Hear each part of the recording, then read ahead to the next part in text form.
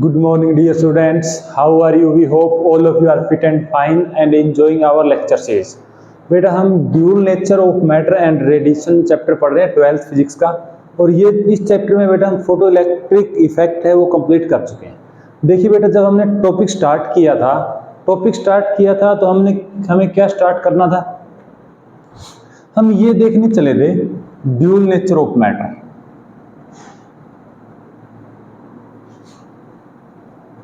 कि जो matter and radiations हैं इनके बेटा दो नेचर होते हैं। जैसे हमें पता था जो हमारा लाइट है वो कैसा है, वेव नेचर। लाइट कह लो या आप कह लो रेडिएशंस, वो क्या था, वेव नेचर। लेकिन फोटो इलेक्ट्रिक इफेक्ट जब हमने डिस्कस किया तो बेटा photo electric effect wave nature कह लो या वेव थ्योरी इसको एक्सप्लेन नहीं कर पाई। वेव थ्योरी एक्सप्लेन नहीं कर पाई, मींस जो फोटो इलेक्ट्रिक इफेक्ट है वो वेव नेचर को शो नहीं करता। इसको बेटा किसने एक्सप्लेन किया? Particle nature. वो भी हम डिस्कस करेंगे। तो आज बेटा हमारे पास जो फोटो इलेक्ट्रिक इफेक्ट हमने पढ़ा है, आज हम उसका कंक्लूजन डिस्कस करना चाहते हैं कि जो हमने 12th फिजिक्स के dual nature of matter chapter के अंदर ये पढ़ा, उससे हमने क्या कंक्लूजन निकाले। तो सबसे पहले बेटा हम ये देखना चाहते हैं कि जो लाइट का जो हम मोस्टली रेडिएशन का जो मोस्टली हम देखते हैं वो क्या देखते हैं, वेव नेचर। लेकिन फोटो इलेक्ट्रिक इफेक्ट के केस में ये फेल हो गया। Wave theory photo electric effect को एक्सप्लेन नहीं कर पाई। पहले हम ये देखेंगे, फिर हम देखेंगे पार्टिकल नेचर या पार्टिकल थ्योरी ने कैसे एक्सप्लेन कर दिया। तो सबसे पहले देखिए बेटा फेल कैसे हो गया। आप ऐसा समझिए, एक हमारे पास एक मेटल सरफेस है। क्या है? एक मेटल सरफेस। Metal surface. अब बेटा मेटल सरफेस है, इसके ऊपर लाइट फॉल होगी। इसके ऊपर क्या फॉल हुई? लाइट फॉल हुई बेटा। लाइट फॉल हुई, हम मान लेते हैं आई इंटेंसिटी। आई क्या है? कोई सोर्स है हमारे पास, उस सोर्स से जो लाइट फॉल हो रही है उसकी इंटेंसिटी कितनी है? आई इंटेंसिटी है। अब देखिए वेव थ्योरी क्या कहती है कि जो लाइट है जब वो किसी भी सरफेस के ऊपर फॉल होगी तो वो पहले उसके ऊपर फैल जाएगी। लाइट पहले क्या हो जाएगी? स्प्रेड ऑन द सरफेस, या हम कहते हैं कि फैल जाएगी इसके ऊपर। और जब बेटा लाइट फैलेगी, इंटेंसिटी क्या होता है? Energy per unit area per unit time, means इसके ऊपर एनर्जी है।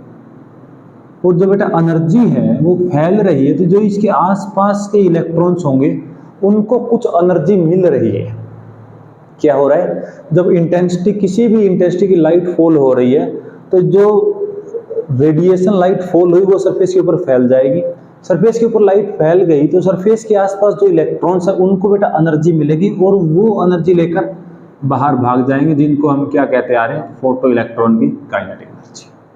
क्लियर? यहां तक क्लियर बेटा। अब एक चीज देखिए, अगर हम इंटेंसिटी बढ़ा दें, हमने इंटेंसिटी को इंक्रीज कर दिया। हमने क्या किया?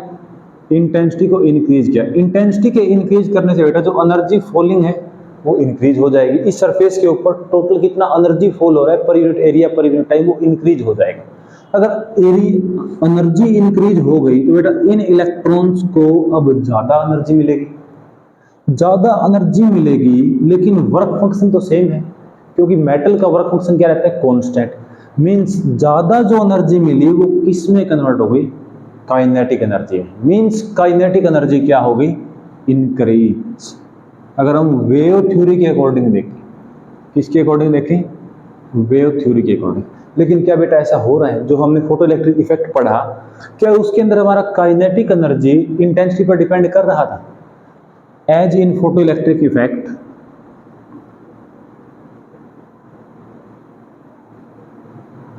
Kinetic energy of photoelectron किस पर डिपेंड कर रहा था? फ्रीक्वेंसी पर। इंटेंसिटी के तो बेटा इंडिपेंडेंट था। इंटेंसिटी पर क्या था? इंडिपेंडेंट। इंटेंसिटी पर डिपेंड ही नहीं कर रहा। लेकिन यहां क्या कह रहे हैं?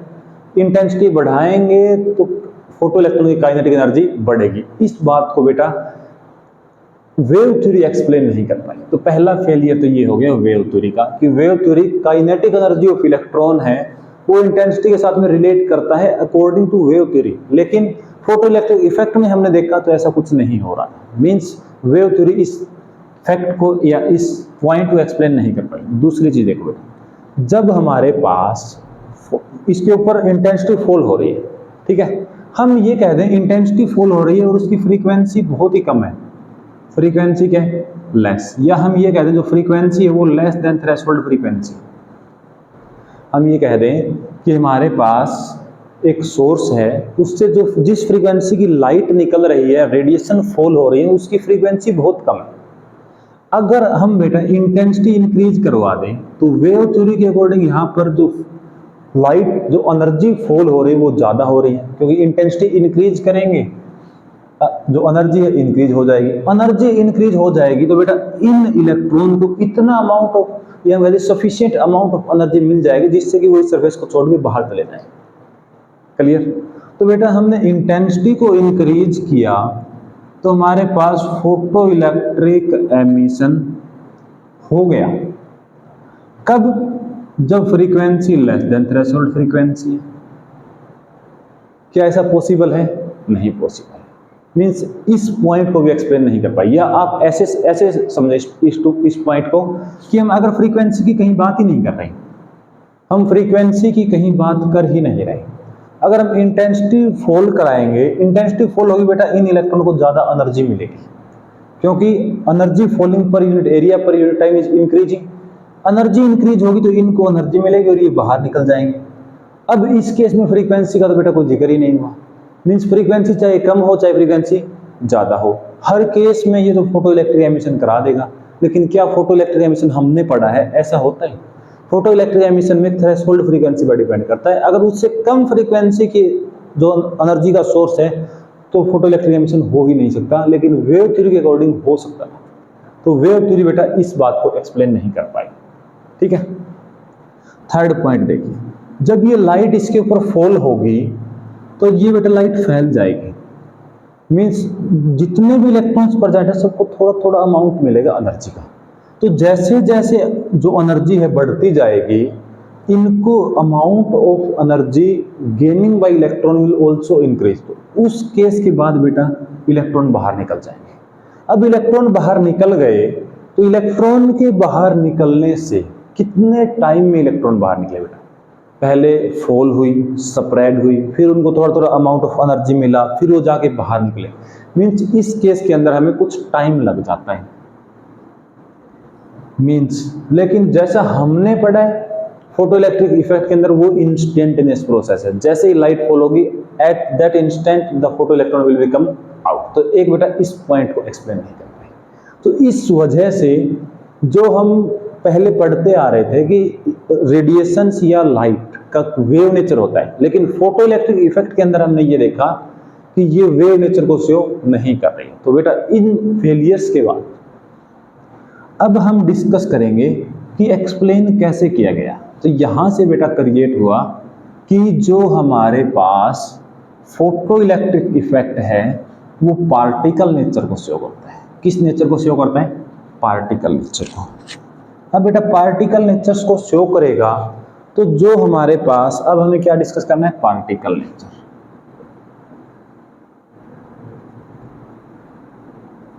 पार्टिकल नेचर मींस जो एनर्जी है, जो हमारे पास लाइट फॉल हो रही है, रेडिएशन फॉल हो रही है, रेडिएशन के अंदर बेटा बहुत सारे स्मॉल स्मॉल पार्टिकल्स हैं जिनको हम फोटॉन्स कहते हैं। मींस बहुत सारे छोटे छोटे एनर्जी के पैकेट्स हैं, उन हम हर एक एनर्जी के पैकेट्स को क्या नाम दे रहे हैं? फोटॉन्स। मीन लाइट या radiations is made up of small packets of energy.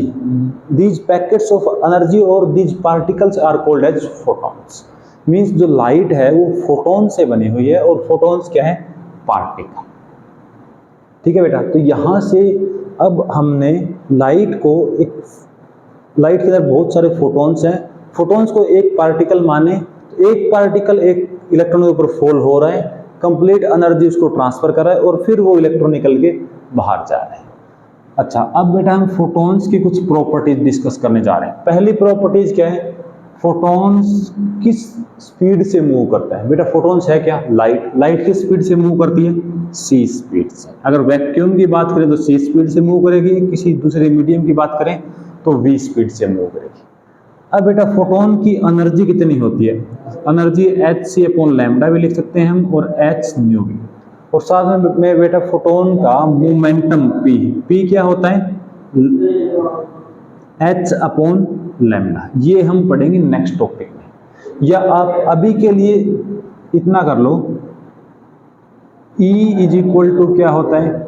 hc upon lambda, या सिंपली करें तो आप E को PC लिख सकते हो, E को PC और P को E बाई C। तो आप hc बाई लैम्डा बाई में C करोगे तो क्या आ जाएगा? ये आ जाएगा। क्लियर? ओके। अच्छा, नेक्स्ट प्रॉपर्टी बेटा फोटोन की। फोटोन के ऊपर क्या कोई चार्ज होता है? नहीं होता है, क्योंकि रेडिएशन के ऊपर कोई चार्ज ही नहीं है। रेडिएशन के ऊपर बेटा कोई चार्ज नहीं है तो क्या ये इलेक्ट्रिक फील्ड और मैग्नेटिक फील्ड से डिफ्लेक्ट होगा? जब बेटा इसके ऊपर कोई चार्ज ही नहीं है तो ये इलेक्ट्रिक फील्ड और मैग्नेटिक फील्ड से कभी डिफ्लेक्ट नहीं होगा, मतलब इलेक्ट्रिक फील्ड और मैग्नेटिक फील्ड का इसके ऊपर कोई इफेक्ट नहीं आएगा। एक और देखिए बेटा, अगली बात मास, रेस्ट मास। रेस्ट मास के लिए हमने कुछ ऐसा पढ़ा हुआ है, m is equal to M not 1 minus V square by C square. अब अगर ये हमारे पास रेस्ट मास होता है और ये होता है मास एट वेलोसिटी v, और इसकी बात बेटा हम कब करते हैं? जब velocity comparable to speed of light हो। अब हमारे केस में अगर हम रेस्ट मास की बात करें तो क्या आएगा? m 1 minus V square by C square. अब फोटोन बेटा किस स्पीड से मूव करते हैं वैक्यूम में? c स्पीड से। अगर आप यहाँ c लिखो तो क्या आ गया? m not is equal to 0।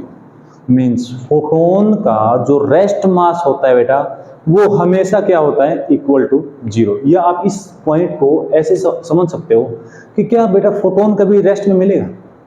Photon क्या? लाइट हमेशा मूव करेगी, तो लाइट कभी रेस्ट में होगी? नहीं होगी। तो फोटोन कभी रेस्ट में होगा? नहीं होगा।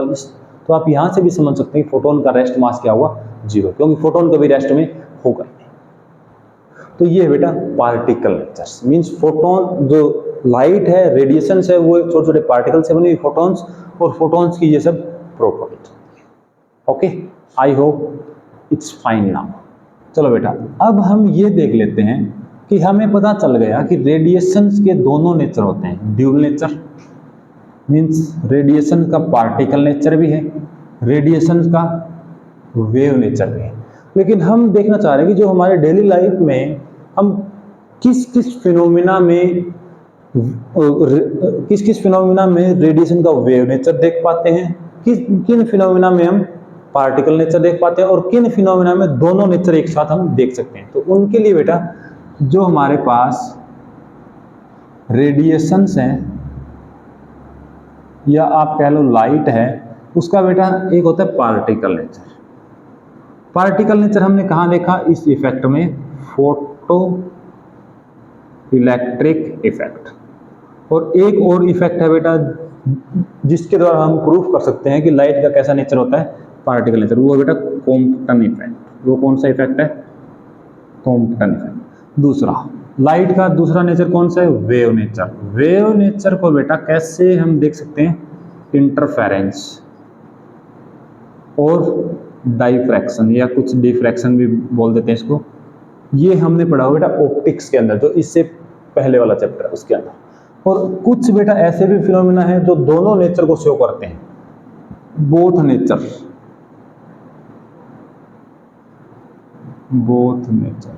Particle and radiation, particle and wave nature, दोनों को शो करते हैं। दोनों को शो करने वाले हैं बेटा हमारे पास रिफ्लेक्शन एंड रिफ्रैक्शन। रिफ्लेक्शन कैसे? जैसे हमारे पास लाइट फॉल हो रही थी, लेकिन हमने लाइट को एक बीम माना, एक पार्टिकल माना, और वो या इस साइड बैंड हो गया या इस साइड। मीन्स हम लाइट को एक बीम या एक पार्टिकल मान के भी हमने स्टडी किया हुआ है। और जो हमारे 12th की ऑप्टिक्स है उसमें बेटा हमने लाइट को ऐसे वेव मान के भी हमने किया हुआ है। मीन्स ये दो हैं जो हमें दोनों नेचर शो करते हैं। ये हैं जो लाइट का पार्टिकल नेचर शो कराते हैं, और ये दो इफेक्ट है बेटा जो हमें लाइट का वेव नेचर शो करते हैं। तो ये था बेटा हमारे पास ड्यूल नेचर ऑफ मैटर के पहला पार्ट रेडिएशन। रेडिएशन के अंदर हमने देखा कि जो लाइट है, फोटो इलेक्ट्रिक इफेक्ट ये प्रूफ करता है कि लाइट का कैसा नेचर होता है, पार्टिकल नेचर। अब बेटा अब हमारा नेक्स्ट टारगेट जो रहेगा वो रहेगा मैटर का वेव नेचर प्रूफ करना। वो बहुत ही छोटा सा टॉपिक है, उसके लिए आपको सिर्फ 1-2 लेक्चर ही लगेंगे। तो बेटा आपको जो हमने फोटो इलेक्ट्रिक पढ़ा है इसको बेटा बहुत अच्छे से करना है, क्योंकि यही इस चैप्टर का मोस्टली जो पार्ट है वो फोटो इलेक्ट्रिक इफेक्ट ही कवर करता है। और यहाँ से बहुत सारे क्वेश्चन क्रिएट होंगे कंपटीशन के लिए या हमारे बोर्ड के लिए। तो आई होप आप अच्छे से पढ़ोगे।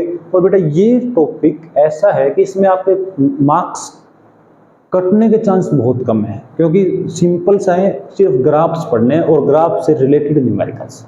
तो बेटा हम नेक्स्ट लेक्चर में ट्राई करेंगे एनसीईआरटी एक्सरसाइज इस फोटो इलेक्ट्रिक इफेक्ट की सोल्व करेंगे। Okay, thank you so much and have a nice day. Thank you so much बेटा।